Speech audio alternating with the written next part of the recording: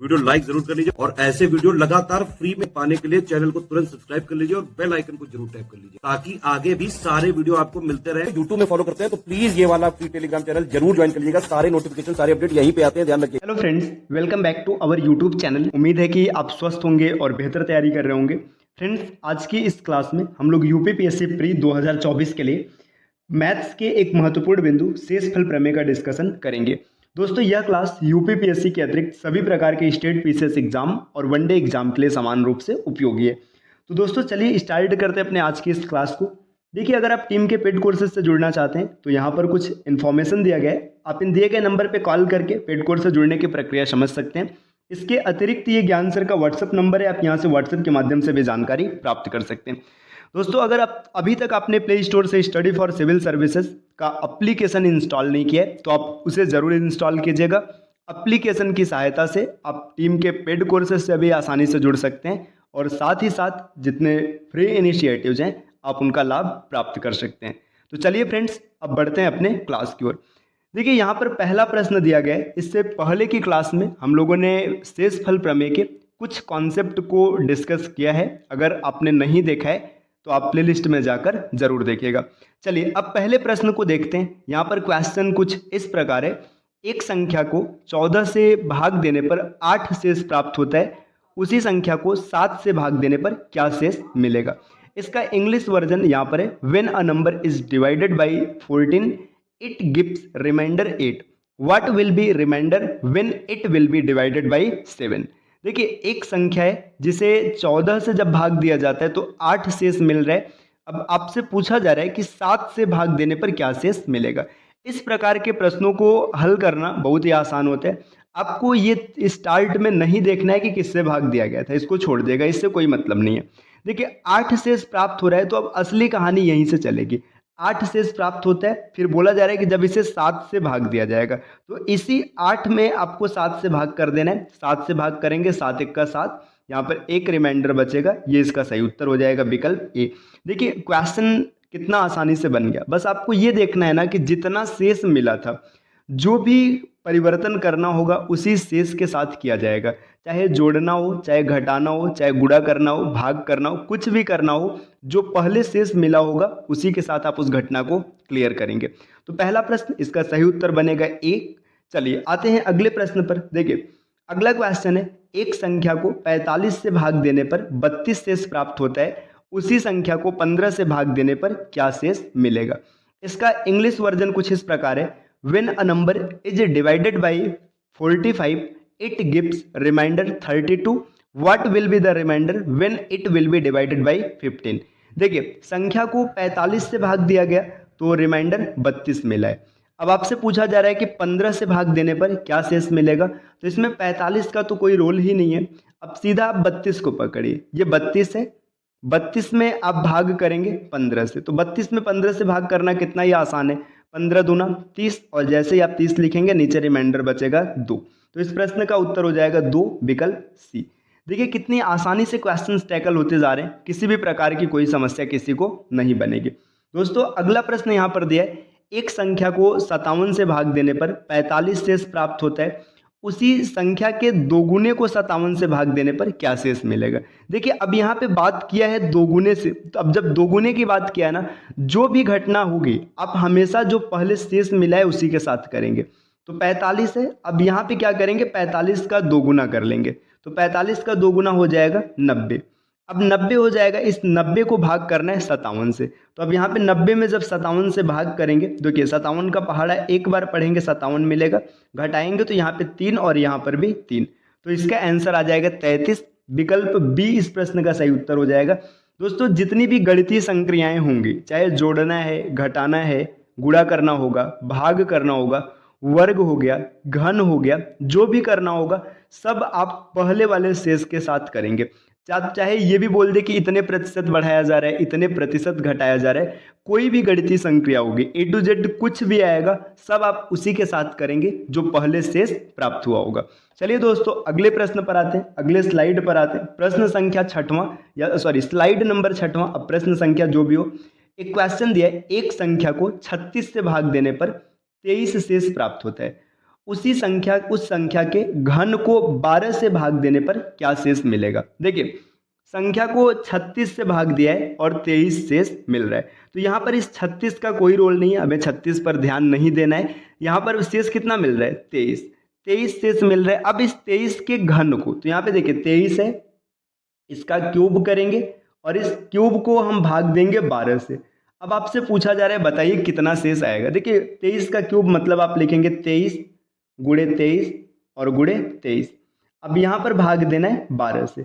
देखिए कल हम लोगों ने पढ़ा था कि शेषफल पॉजिटिव भी हो सकता है और नेगेटिव भी हो सकता है, तो यहाँ पर पॉजिटिव वाले शेषफल का रोल आएगा, सॉरी नेगेटिव शेषफल का रोल आएगा। देखिए अगर हम 23 में 12 का भाग करें तो 23 एक्का 23, 11 रिमाइंडर आएगा, जो कि कैलकुलेशन काफ़ी बड़ा हो जाएगा। तो 12 दूना 24 होता है, यहाँ पे आप -1 रिमाइंडर मान सकते हैं, क्योंकि 12 दूना 24 हो जाएगा। देखिए यहाँ पे 23 लिख रहे हैं हम लोग, इसको अगर 12 से भाग करेंगे तो 12 दूना 24 हो जाएगा और यहाँ पे रिमाइंडर -1 बचेगा। -1, यहाँ पर भी आपको रिमाइंडर -1 मिलेगा और यहाँ पर भी आपको रिमाइंडर -1 मिलेगा। आपको 3 बार रिमाइंडर -1 मिला है, तो -1 इंटू -1 इंटू -1, इन तीनों का मल्टीप्लाई आप कराएंगे। जब मल्टीप्लाई कराएंगे तो यहाँ पे आपको आंसर आएगा -1। इस -1 को भाग देना है 12 से।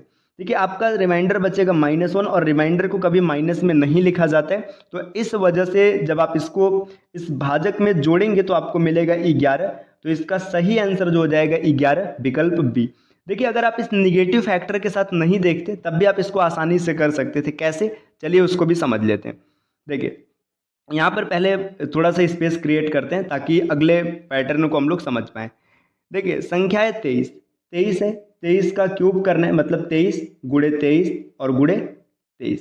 हमने 23 का क्यूब किया और इसे भाग करना है 12 से। तो 12 से जब भाग करेंगे तो यहाँ पे रिमाइंडर मिलेगा 11, यहाँ पर भी रिमाइंडर मिलेगा 11 और यहाँ पर भी रिमाइंडर मिलेगा 11।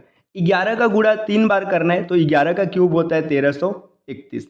1331 आ गया, 1331 में भाग करेंगे 12 से। तो 12 से भाग करना है, अब भाग कर लेते हैं, 1331 और भागे 12। देखिए अब भाग भी अगर आप थोड़ा सा कॉमन सेंस लगाएंगे ना तो काफ़ी आसानी से हो सकता है। कैसे हो सकता है, देखिए सबसे पहले तो ऐसे डायरेक्ट हम लोग कर लेते हैं, फिर स्मार्ट अप्रोच बताते हैं। देखिए 12 एक का 12, यहाँ पर बचेगा 1, फिर कितना उतरेगा, यहाँ से 3 उतरेगा। 12 एक का 12, यहाँ पर 12 आपने लिखा 1। अब देखिए जब यहाँ पे 0 बार लेकर जाएंगे तो 11 ही रिमाइंडर मिलेगा, जो कि सही उत्तर बन जाएगा। देखिए अब इसमें स्मार्ट अप्रोच क्या हो सकता था, ये 1331 दिख रहा है, ये 12 है, 12 में अगर 100 से गुणा कराएंगे तो 1200 हो जाएगा, तो 1200 तो पूरा पूरा कट जाएगा। इसका मतलब 1331 में से अगर हम 1200 को माइनस कर देते तो 131 दिखता, और 131 का मतलब क्या है, 12 दहा में 120 और 11 रिमाइंडर मिल जाता। तो यहाँ पर आप बिना पेन चलाए आसानी से कैलकुलेट कर सकते थे।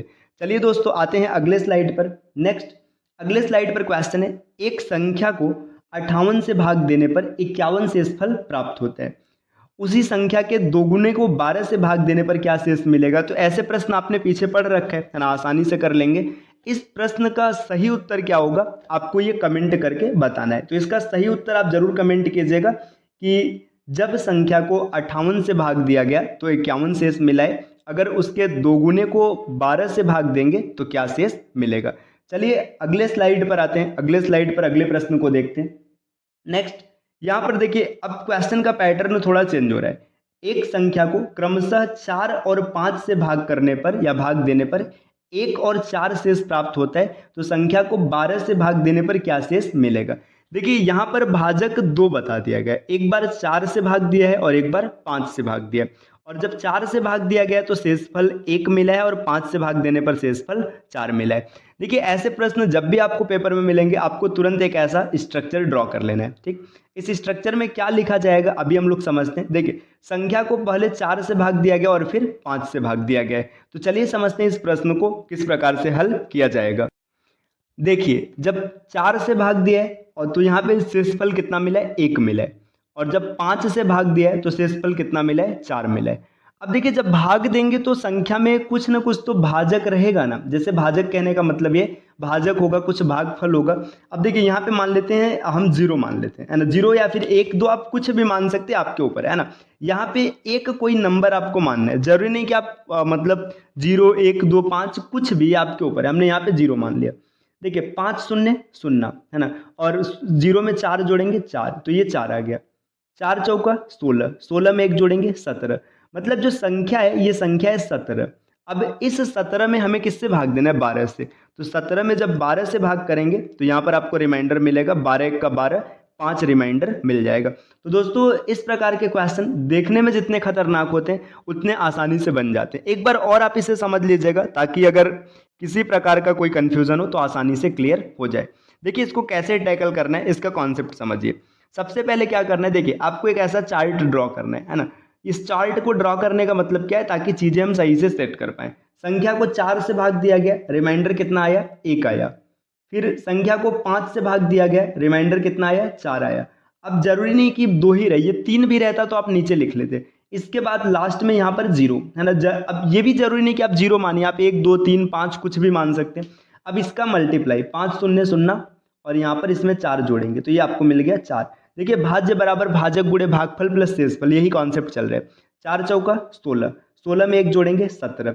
अब यहाँ तक आने के बाद आपको पता चल गया कि जो भाज्य है, भाज्य कितना है? 17, 17 है। इसका जो भाजक होगा 12 होगा, भागफल 1 आ जाएगा और शेषफल 5 आ जाएगा। तो इस कॉन्सेप्ट पर यह प्रश्न बना हुआ है। चलिए दोस्तों अगले प्रश्न पर आते हैं, नेक्स्ट अगले स्लाइड पर आते हैं। अगला क्वेश्चन यहाँ पर कुछ इस प्रकार है। 7 को एक निश्चित संख्या में जोड़ा जाता है और योग को 7 गुना किया जाता है। प्राप्त संख्या 9 से विभाजित की जाती है, भागफल में से 3 घटाया जाता है। यदि शेषफल 12 हो तो मूल संख्या ज्ञात कीजिए। यहाँ पे गलती से मूल्य आ गया है ना, ये मूल्य नहीं मूल संख्या होगा है ना। मूल संख्या ज्ञात कीजिए है ना, ये क्वेश्चन है। और इसमें एक मिस्टेक और है। मिस्टेक कैसे पता चला? ये पेपर में आए हुए क्वेश्चन है तो इस वजह से यहाँ पे 7 से गुना नहीं, ये 5 से गुना होगा है ना। अगर 7 से करेंगे तो क्वेश्चन बनेगा ही नहीं, क्योंकि ये जो विकल्प है ये पेपर में आए हुए क्वेश्चन में से रखा गया, तो इस वजह से यहाँ पे 5 रखना पड़ेगा। देखिए एक संख्या को 7 से मतलब 7 में जोड़ा जाता है। मान लीजिए 7 को एक निश्चित संख्या में जोड़ा गया, एक नंबर है n, इसमें 7 को जोड़ा गया। ठीक, जोड़ने के बाद क्या किया जा रहा है? देखिए इसके बाद इसमें 5 से गुणा कराया गया, तो 5 से गुणा कराया गया है ना। अब प्राप्त संख्या 9 से विभाजित की जाती है, 9 से विभाजित किया गया है ना। अब यहाँ पे कुछ भागफल आएगा, भागफल में से 3 घटाया जा रहा है ना। अब देखिए भागफल में से 3 घटाया जा रहा है मतलब कुछ भागफल होगा, -3 करेंगे तो यहाँ पे आपको शेषफल कितना मिल रहा है? 12 मिल रहा है। तो यहाँ से आप देख सकते हैं कि आपको भागफल कितना हो जाएगी, ये इधर आप इसको भेजेंगे तो आपको 3 मिल जाएगा। तो आप लिखेंगे n + 7/9 और ये इंटू में 5 इज इक्वल टू है ना, ये आपका आ जाएगा 15। ठीक, ये 15 मिल जाएगा। कैसे 15 मिला? क्योंकि 3 को हमने इधर ट्रांसफर कर दिया, इसको यहाँ पर काट दिया गया है ना। जैसे आपने काटा 3 मिल गया। अब देखिए आपको नंबर मिल गया n + 7/9 इज इक्वल टू 3। ये 9 को इधर ट्रांसफर करेंगे तो n + 7 इज इक्वल टू 27, तो n इज इक्वल टू 20। तो देखिए ये दोस्तों जितना भी कहा गया था बस उसी चीज को रखा गया और यहाँ से क्वेश्चन आपका क्लियर हो गया कि n की वैल्यू कितनी आ जाएगी? n की वैल्यू आ जाएगी 20। विकल्प बी इस प्रश्न का सही उत्तर बच जाएगा। चलिए अब अगले प्रश्न पर आते हैं, अगले स्लाइड पर आते हैं। अगला प्रश्न यहाँ पर है, एक छात्र को एक संख्या को 6 से विभाजित करने और भागफल में 12 जोड़ने के लिए कहा गया। मतलब उसे कहा गया कि पहले संख्या को 6 से विभाजित करो, फिर भागफल में 12 जोड़ो। लेकिन उसने क्या किया? पहले 12 जोड़ा और फिर 6 से भाग किया, तब उसे 112 प्राप्त हुआ। तो सही उत्तर क्या होना चाहिए आपको ये बताना है। देखिए मतलब छात्र को जो कहा गया उसने वैसा नहीं किया, कुछ गलत कर दिया। देखो छात्र को क्या कहा गया कि पहले 6 से विभाजित करना है और फिर भागफल में 12 जोड़ना है ना। लेकिन उसने किया क्या है? उसने पहले 12 जोड़ा है ना। तो अब यहाँ पे समझिएगा, एक नंबर था, नंबर में छात्र ने 12 जोड़ा है ना। 12 जोड़ने के बाद इसे 6 से भाग दे दिया तो उसे कितना मिल रहा है? 112 मिल रहा है। अब अगर हम इसे हल करेंगे तो हमें मिलेगा n + 12 बराबर, इसके बाद इसको इधर मल्टीप्लाई करेंगे तो 672, 12 को इधर ट्रांसफर करेंगे तो n इज इक्वल टू 672 - 12, तो आपको मिल जाएगा 660। n बराबर 660। देखिए नंबर कितना था? नंबर 660 था। अब देखिए नंबर आपको मिल गया। अब छात्र को मतलब जो कहा गया था उसने वैसा नहीं किया था, अगर वैसा करता तो क्या आंसर मिलता? अब ये भी आप यहाँ से निकाल लेंगे। देखिए नंबर है 660, छात्र को कहा गया था कि पहले 6 से भाग कीजिए, अगर 6 से भाग करता तो 110 आता और फिर इसमें 12 जोड़ना है तो 110 में 12 जोड़ना है तो 110 और प्लस 12, अगर वो जोड़ता तो 122 आंसर मिल जाता। तो विकल्प ए इस प्रश्न का सही उत्तर बन जाएगा। तो देखिए दोस्तों, ये आज की क्लास रही। हम लोगों ने कुछ इंपॉर्टेंट क्वेश्चन का डिस्कशन किया है। क्लास आपको कैसी लगी आप कमेंट करके ज़रूर बताइएगा। ये डिविजिबल माफ़ कीजिएगा, ये शेषफल प्रमेय का दूसरा क्लास है। इसके बाद हम लोग एक क्लास और करेंगे जिसमें शेषफल प्रमेय पूर्णतः डन हो जाएगा। इसके बाद अगले टॉपिक पर आगे बढ़ेंगे। इस प्रकार की क्लास आपको निरंतर मिलती रहेगी, बस आपको चैनल को सब्सक्राइब करना है। और अगर आप टीम के पेड कोर्सेज से जुड़ना चाहते हैं पीसीएस की कंप्लीट तैयारी के लिए, तो इन दिए गए नंबर पे कॉल करके पेड कोर्स से जुड़ने की प्रक्रिया समझ सकते हैं। ये ज्ञान सर का व्हाट्सअप नंबर है, आप यहाँ से व्हाट्सअप के माध्यम से भी जानकारी प्राप्त कर सकते हैं। अभी हाल ही में कुछ नए कोर्सेज लॉन्च किए गए हैं, तो आप उनसे जुड़ करके अपनी तैयारी को कंप्लीट कर सकते हैं और एक सीट सुनिश्चित कर सकते हैं। चलिए दोस्तों, अब आपसे मिलते हैं अगले वीडियो में कुछ नए कॉन्सेप्ट के साथ। तब तक के लिए नमस्कार।